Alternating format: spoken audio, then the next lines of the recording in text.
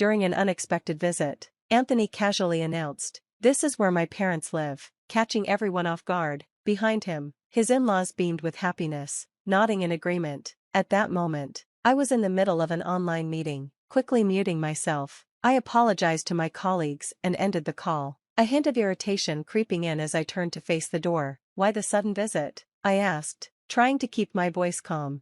"My parents are here to help pay off the house," my father-in-law said with a proud grin. His statement was so absurd that I almost laughed. Neither he nor my mother-in-law had jobs, yet they stood there, fully supported by Anthony's unquestioning agreement. Disheartened by his backing of this unrealistic plan, a thought crossed my mind: divorce.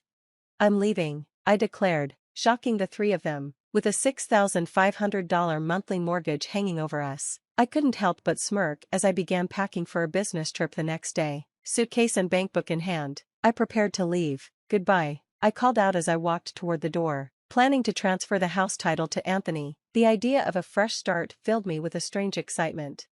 I'm Mary, a 45-year-old graphic designer who became independent 4 years ago. Since then, my business has flourished, and I've been blessed with numerous projects, earning significantly more than before. Now, I live in a luxurious high-rise condo. 2 years ago, through Patricia, my former boss and her cousin, I met Anthony. He was kind and honest, having been single for a long time due to his struggles with relationships. At the time, my business was booming, and I had just purchased the top floor of this condo, doubling it as my office. Marriage wasn't on my radar, but Patricia insisted I meet Anthony.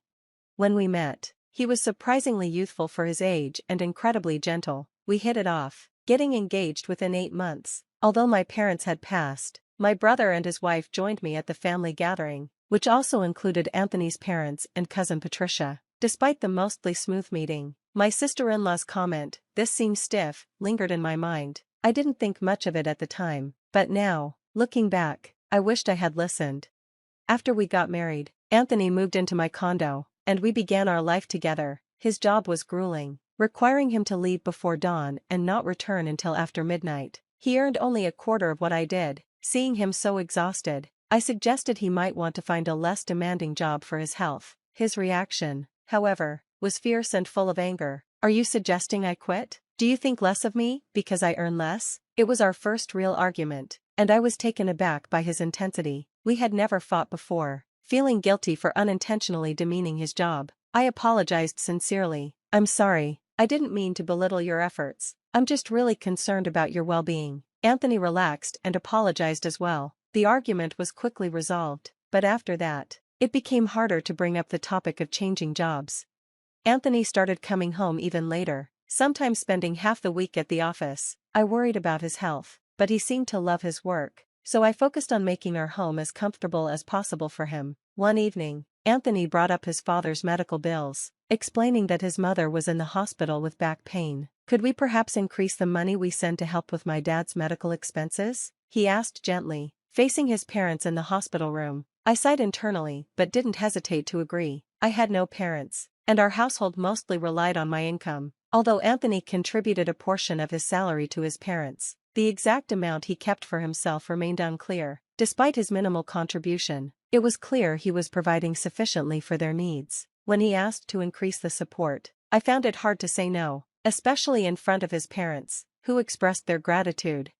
"Anthony, you're kind, thank you so much. It's a big help," his parents said, looking at us with appreciative smiles. Under their gaze, I reluctantly agreed to send more money. Afterward, my in-laws began requesting funds more frequently for various reasons beyond medical expenses. Despite wanting to refuse, I found it increasingly difficult to do so. Knowing I would likely say no, they turned to Anthony, who had a soft spot for his mother's requests. Time and again, he agreed to send more whenever she asked.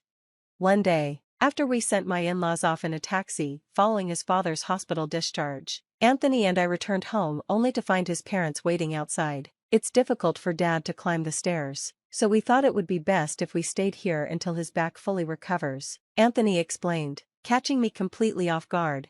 "You can't just decide that without discussing it with me first," I protested, surprised by their sudden arrival. My mother-in-law frowned, and my father-in-law stood defiantly at the door, urging us to let them in. "That's okay, right?" Anthony said, glancing briefly at me before averting his eyes. It was clear that they had already discussed the plan without me, and I was left feeling more isolated than ever. I reluctantly agreed. Fine, you can stay until you're fully recovered, and ushered them inside. As they settled onto the sofa in our living room, my father-in-law looked around and remarked, "This place is nice. Our house is 48 years old and falling apart." My mother-in-law added, "Yeah, it's showing its age." Anthony nodded in agreement, clearly hinting at a potential extended stay. While I couldn't deny that their presence might ease the financial burden since I was already supporting them, the thought of living under one roof wasn't exactly thrilling. Renovating old houses is quite trendy these days. Have you considered that? I suggested, hoping to steer the conversation toward an alternative solution. Yeah, maybe, he replied, noncommittally. 3 years into our marriage, which should have been the honeymoon phase, Anthony and I barely spent any time together. We hadn't even gone on a honeymoon, and the condo that I had bought to double as both my home and office had become more of a burden than a sanctuary. It was manageable when Anthony was out at work, but with his parents around all day, the dynamics were becoming increasingly difficult. If we're going to live together, I'd rather move into their house and keep this place solely as an office, I suggested, but my resistance made the topic of permanent cohabitation fade for the time being. However, even months after my father-in-law's discharge, my mother-in-law showed no sign of wanting to return to their own home. Their belongings slowly overflowed from the guest room into the living room. One day, I noticed Anthony's dad had gone bowling and seemed perfectly healthy. "Anthony, your dad seems fine now. He even went bowling today. Maybe it's time for them to consider going back home?" I ventured, but Anthony's response was sharp and immediate. "What are you saying? Sending my dad back with his bad back is cruel. What if it gets worse?" His tone was defensive, his voice raised, as if louder words would somehow make his point more valid. His tactic of asserting dominance was becoming all too familiar, often putting me at a disadvantage, especially since my mother-in-law always sided with him. This dynamic continued for 3 years. I handled all the household chores while my in-laws went out to enjoy themselves. Despite my father-in-law's apparent recovery, there was no indication that they planned to return to their own home. One particularly hectic day, I told Anthony, "Sorry, I have a meeting at 2 p.m. today, so I'll be eating lunch in my room." "Okay," he said. I set my lunch on the table and prepared for my meeting. My mother-in-law, without looking up, dismissed me with a simple, "Leave the dishes for later." As the clock struck 2 o'clock and my online meeting began, the door suddenly burst open. Anthony, flanked by his nodding parents, announced loudly, "This is where me and my parents live." I quickly apologized to my meeting participants and ended the call, my frustration bubbling over. "I told you I had a meeting at 2 p.m. I grumbled, heading toward the door. Calmly, I asked, "Why are you doing this all of a sudden?" My father-in-law's smug response hit me like a punch, "We'll pay the mortgage, so you can leave." Suppressing a laugh at his audacity, I simply replied, "All right, I'll leave," surprising all three of them with the news of the mortgage, $6,500 a month. The idea of moving forward with my plans brought a hidden smile, though my face remained composed, fully aware of the gravity of my decision. Fortunately, a business trip was scheduled to start the next day. Armed with my meticulously packed suitcase and bankbook, I headed for the exit. "Goodbye," I said, bidding farewell to the home that had become a battleground. My first order of business was to transfer the house title to Anthony, brimming with excitement about the changes to come. I checked into a hotel, eager to start a new chapter. The first thing I did was contact a property agent to start the process of transferring the house, including dealing with the mortgage. The success of the transfer would depend on Anthony's ability to handle the payments. If they proved too much, the alternatives would be either a lump sum payment or selling the property. I also instructed the agent to find me a new place that could serve as both a home and an office. Given that my work was primarily remote and having a dedicated space for client meetings was essential, the agent quickly found a suitable location about 30 minutes away. It had excellent security, and after a brief visit, I made the decision to purchase the luxurious apartment, seeing it as a well-earned reward for my hard work. In the meantime, I stayed in temporary accommodations, and once everything was ready, I hired a professional moving company to handle the packing and relocation. During the move, my in-laws and Anthony were present, and unfortunately, they made several disparaging remarks about me. One of the movers, sensing the tension, remarked, "You have a difficult family," leaving me momentarily embarrassed. A week after settling into my new place, I received an anxious call from Anthony. His questions about the mortgage transfer revealed that he had only just realized the full extent of the situation. In the background, I could hear his father loudly insisting that I return immediately, despite their earlier demands for me to leave. Anthony, sounding confused, asked, "But we're getting a divorce, right? It's unfair for me to handle the mortgage if you're the ones living there." I reminded him of their clear message for me to leave, playing back the recording from the day they had intruded on my meeting. I had taped it for documentation. Anthony was shocked, having forgotten about my habit of recording meetings. Undeterred, I explained the impending mortgage repayments, which were subject to a credit check. Anthony, clearly unaware of the details, inquired about the monthly payment, leading me to laugh. Despite my previous explanations and showing him the documents, he seemed clueless about the $6,500 monthly mortgage. His astonishment was palpable, and he was left speechless. This prompted his mother to intervene, questioning the amount and asserting that Anthony's salary should be enough to handle it. What she didn't know was that Anthony had not shared the true details of his salary with them. His mother boldly asserted that they would no longer assist me financially. At this, I couldn't help but burst into laughter, which visibly annoyed her. Remaining composed, I decided to clarify the situation. "It's $6,500 a month," I stated plainly. "What, $6,500? Is Anthony's monthly salary that high?" she exclaimed, clearly shocked.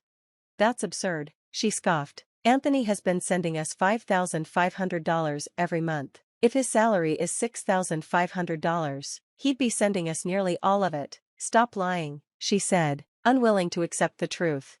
Remaining calm, I explained, "I'm not lying. The mortgage is $6,500. Exactly." I directed her to the evidence. "Look at the shelf by the living room entrance. You'll find Anthony's salary slips there. If you don't believe me, check for yourself." She eyed me skeptically, accusing me of fabricating the details, but went to verify the documents anyway. In the background, I could hear Anthony trying to intervene. Then, her tone shifted to surprise. "What? There's not even $5,500 here. Anthony, what's going on?" It turned out Anthony's actual salary was even less than I had disclosed. I heard his parents bombarding him with questions. Despite his attempts to explain, I calmly reminded him, "The mortgage is $6,500 a month. Take care." Whether they heard me or not, I ended the call. Anthony called multiple times after that, but I ignored him. I texted him, "Let's discuss this through a lawyer from now on." After that, my lawyer took over the communications, which quickly quieted down. I filed for compensation, and a response came through not long after. When I read it, I couldn't help but laugh. Anthony's legal team had crafted a statement that was almost laughable. They claimed I was at fault and that Anthony was the real victim, demanding compensation for emotional distress. All I could do was apologize to my lawyer, laughing at the absurdity. As the divorce proceedings continued, our relationship as a couple was still unresolved. I was eager to distance myself from a man who could make such unreasonable demands. Through my lawyer, I requested a meeting to discuss things in person, signaling my intent to handle everything officially. My lawyer handed me a letter from Anthony, asking to verify his claims and suggesting a meeting. I agreed, choosing a location far from where I lived, to take precaution. On the day of the meeting, Anthony didn't show up, only his lawyer, a polite young man, appeared. He explained that Anthony had been mostly silent during their discussions, allowing his parents to lead the accusations. The lawyer handed me a document accusing me of wrongful actions, but my lawyer and I quickly realized it was full of inaccuracies designed to paint me negatively. I took my time correcting each point, and the opposing lawyer seemed to understand, nodding along. "You've got solid evidence and a strong case," the lawyer remarked, clearly impressed. As the meeting wrapped up, he left as professionally as he'd arrived. My lawyer and I began strategizing on how to counteract the falsehoods and to explore further compensation options. About a month later, Anthony and his parents arrived for another meeting, clearly anxious. His mother shot me a glare as we sat down. "You seem to be enjoying all this trouble," she sneered. "Who do you think is responsible for all this?" I tried to lighten the mood. "You used to love coming here, didn't you?" I gestured to the upscale restaurant we were in. Her response was icy, and I could see her frustration mounting. Their previous lawyer had dropped them after the truth came to light. The restaurant staff had been briefed and escorted us to a private room. Once seated, Anthony surprised everyone by becoming emotional. "Shelley, I was wrong. Please help me. I can't go on like this. I'll do anything you say. Please come back," he pleaded, stunning his parents.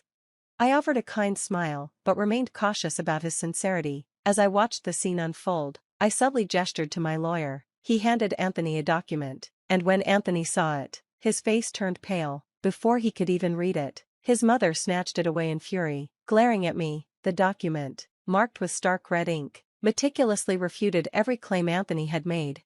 In a fit of rage, she splashed water on my face, calling me arrogant. To everyone's astonishment, I burst into laughter, finding the absurdity of the situation unexpectedly humorous. Yes, it seems I wasn't the perfect wife, I quipped lightly. I've shared the burden of household chores, endured criticism over my infertility, and had my earnings manipulated. As Anthony's parents continued their accusations, my lawyer presented a photograph that silenced the room. It showed Anthony with a young woman, Patricia, my former boss and Anthony's cousin, entering a hotel together. The shock was palpable. Anthony was too stunned to speak against the damning evidence. Patricia stepped forward, explaining the affair, and the room fell silent. With the truth now out in the open, I handed Anthony the divorce papers along with the compensation documents. He began to cry, and his parents, equally shaken, had to confront the reality of their son's actions. A month later, Patricia informed me that Anthony and his parents had moved due to financial strain. Anthony's salary was no longer enough to support their previous lifestyle, and they were seeking reduced living expenses. Interestingly, the compensation for my troubles was covered by Patricia's parents. In an unexpected twist, Patricia found love with Anthony's former lawyer, drawn to his clear-minded decisiveness. Embracing these new developments, I began blogging about my experiences. This opened up new writing opportunities. Since the divorce, I've been courted by a business executive I met through work. Our relationship has grown into something more, and he recently proposed that we live together. As I prepare for our date tomorrow, reflecting on everything that has happened, I sit before my computer, certain of my decision and ready to embrace whatever comes next.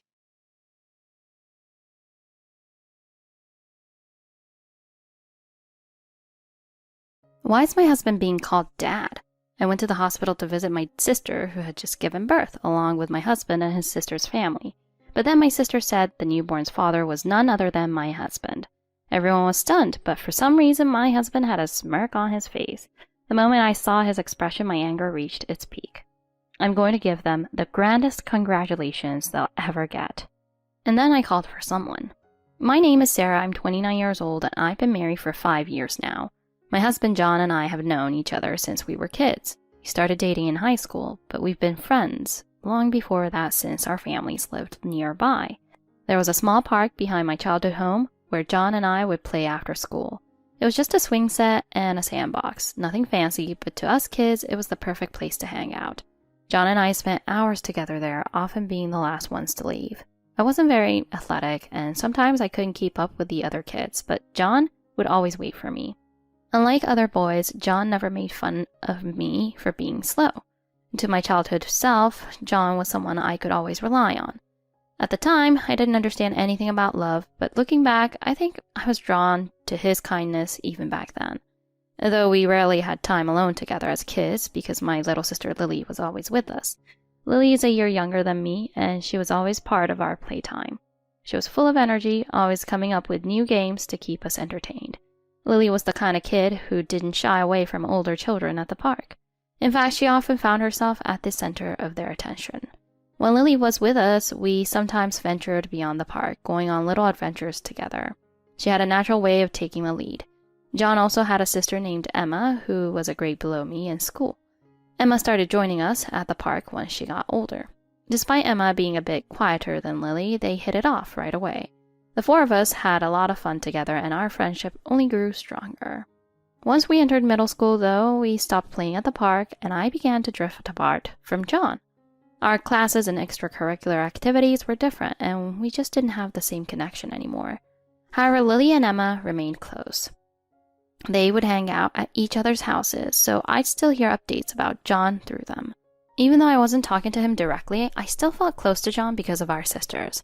Eventually, we both ended up going to the same local high school, and surprisingly, John and I ended up in the same class for the first time since elementary school. It felt like the time apart hadn't even happened.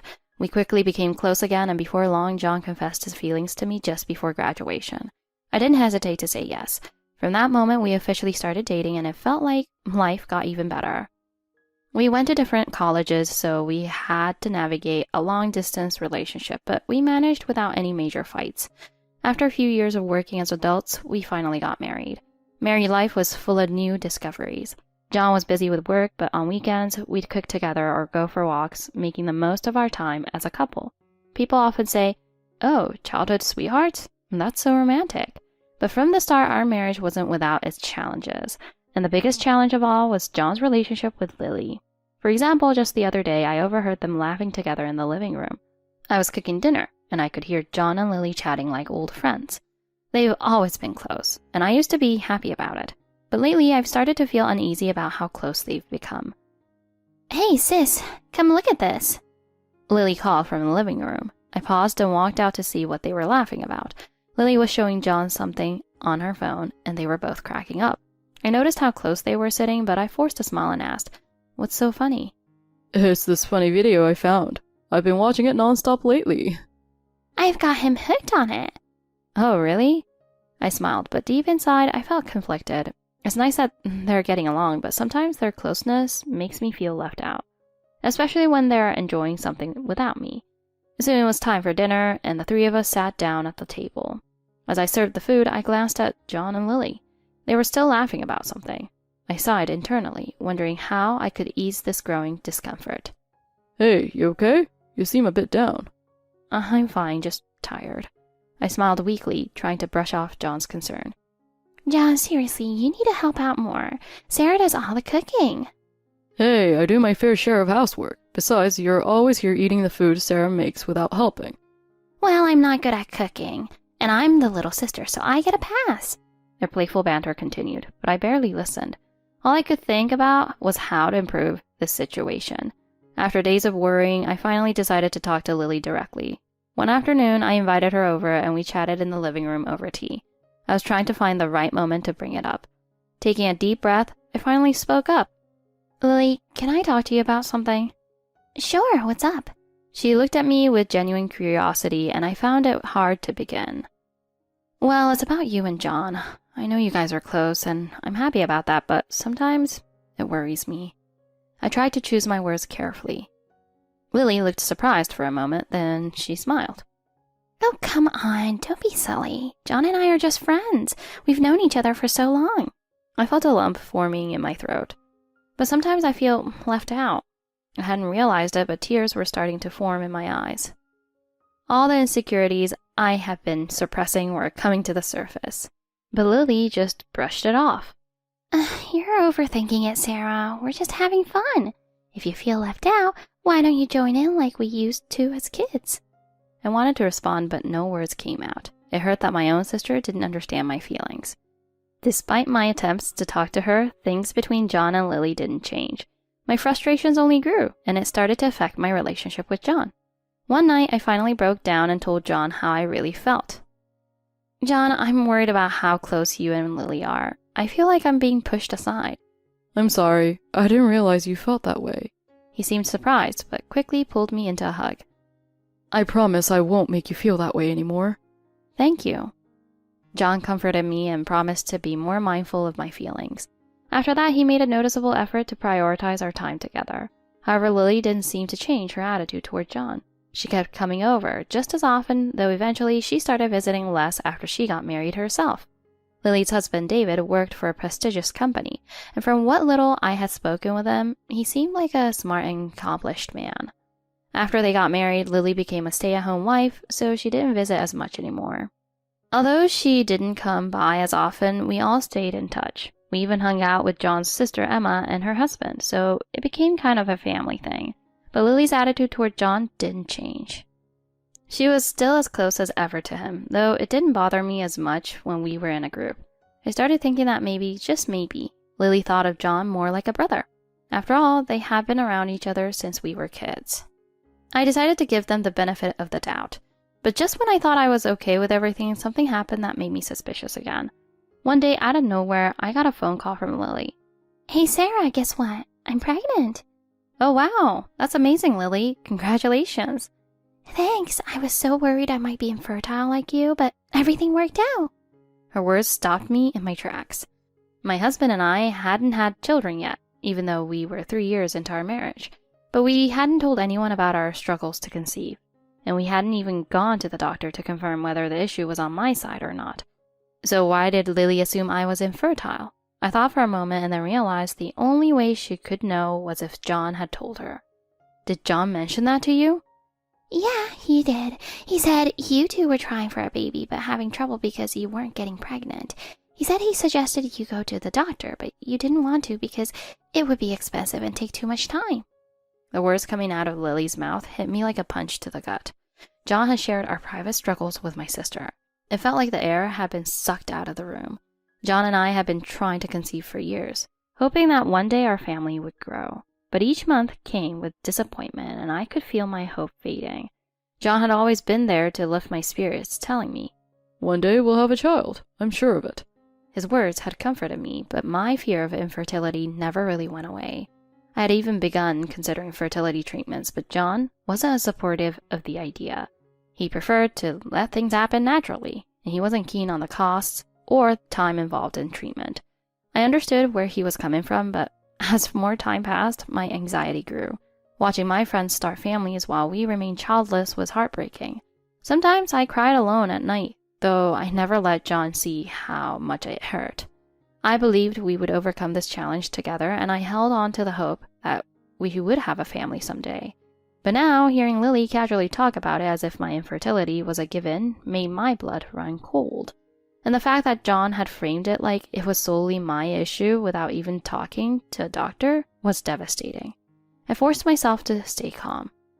"Lily, this is something between me and John. Please, don't bring it up again." Oh, sorry. I didn't mean to upset you. It's just with pregnancy hormones and all, I guess I wasn't thinking straight. It's okay. I'll send you a gift soon to celebrate. What do you need? Oh, I already told John. I really want these adorable fur shoes. They're from a designer brand, so they're a bit pricey, but they're so cute. I was already in shock, but hearing that Lily had told John about her pregnancy before me was the final blow. Oh, you already told him? Yeah, I mentioned it when we talked the other day. Sorry I didn't tell you first. It's fine. I'll ask John about the gift later. Take care of yourself, okay? After ending the call, I collapsed onto the couch, unable to process everything I had just heard. John had told Lily about our struggles to conceive.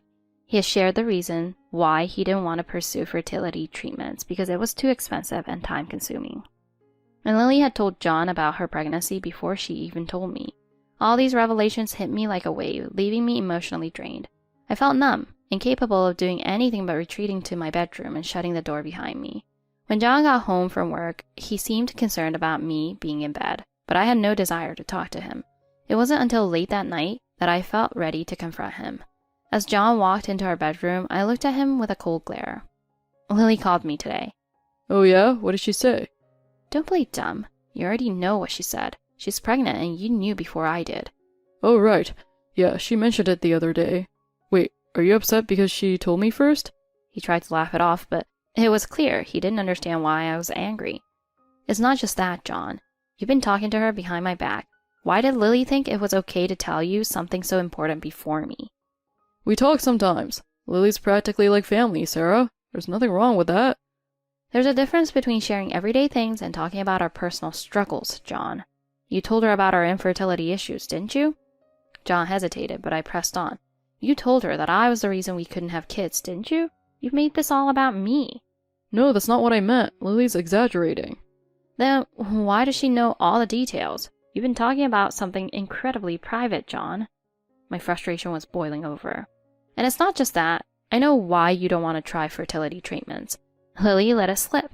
It's because of money and time, isn't it? How can you say you want kids when you're not willing to put in the effort or make the sacrifices? I'm so disappointed in you. I finally said everything I had been holding inside. John sat in silence for a moment before finally responding. "I get it, Sarah. I hear what you're saying, but I need to say this too. Even if we try fertility treatments, there's no guarantee it'll work. If it doesn't work, then we'll just have wasted time and money." I know there's no guarantee, but if there's even a small chance, I want to take it. That's not a reason to give up, John. Or are you saying that your desire to have children isn't strong enough to face this challenge? "What are you even saying, Sarah? You're acting like I don't care about having kids. Of course I want children, but It's been 3 years and nothing's happened. It's not just your fault, but let's face it, the issue is probably on your side. And I'm not about to waste my time and money if that's the case. His words struck a nerve. I felt my face flush with anger. How can you say it's my fault without even knowing for sure?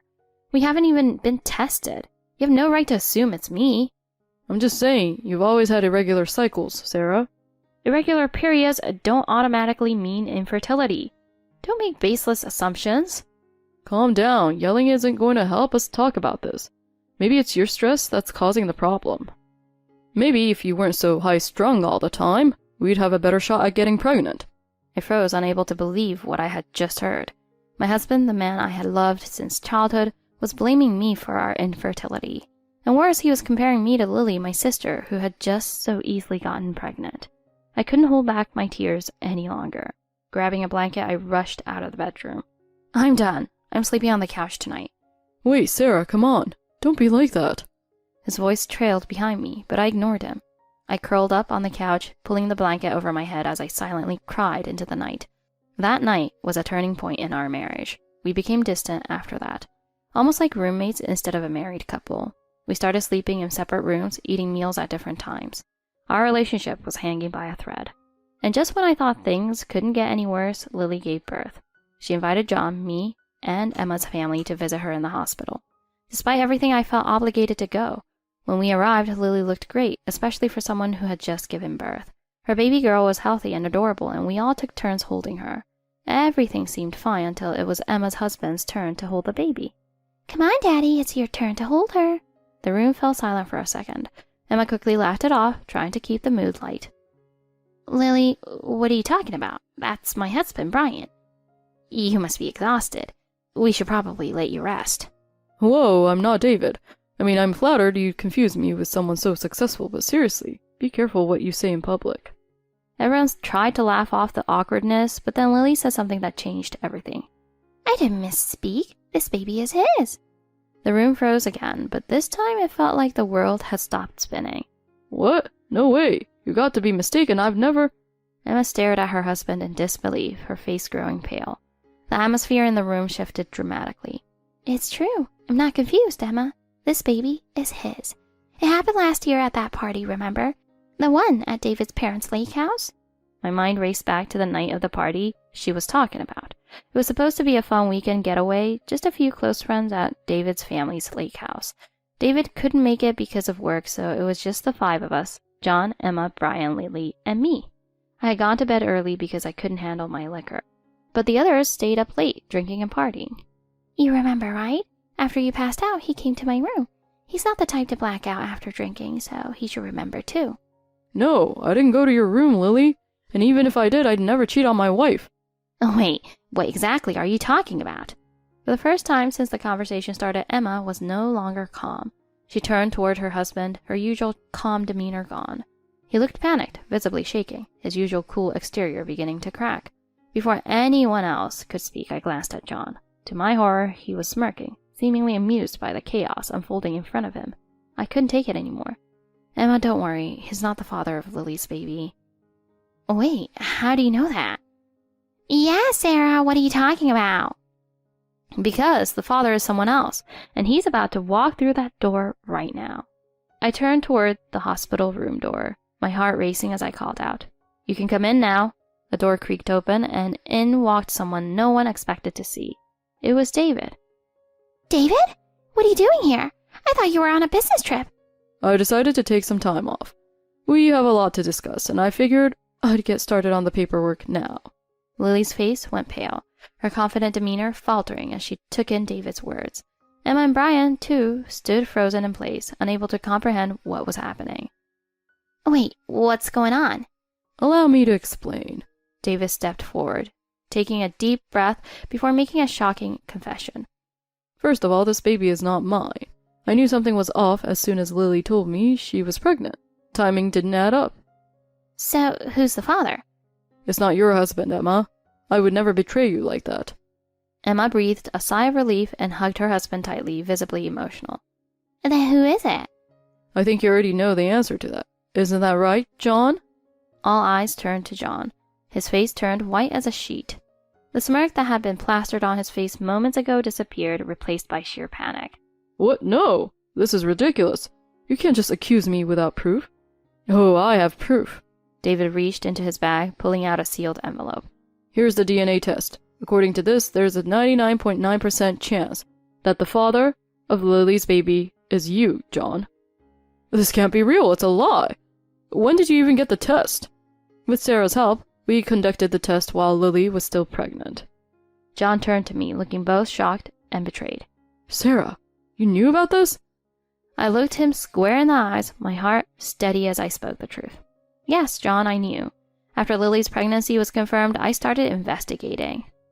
Soon enough, I found out that you and Lily have been having an affair for years. Even back when we were long distance, you were sneaking around with my sister. It was a mistake. It didn't mean anything. It was just a fling. Don't blame me for this, Sarah. You're the one who neglected John, making him feel lonely. So loneliness is an excuse for cheating?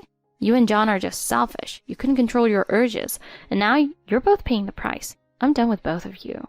I pulled out the signed divorce papers I had been holding onto and handed them to John.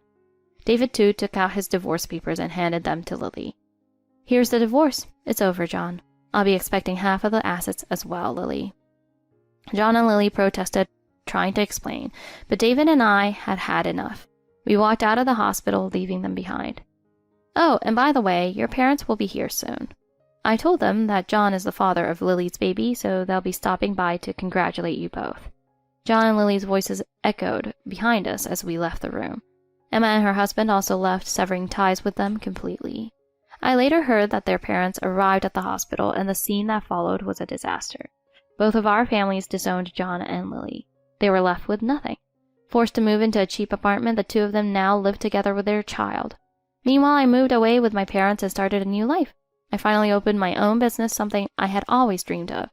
Though the betrayal was painful, it also gave me the courage to pursue my goals. And now my business is thriving, thanks to the support of my family. The wounds from my marriage may still linger, but every day I get a little closer to healing. Emma and her family continue to be part of my life. Recently, she gave birth to her first son, a beautiful baby boy. Holding him in my arms, I felt a sense of peace wash over me.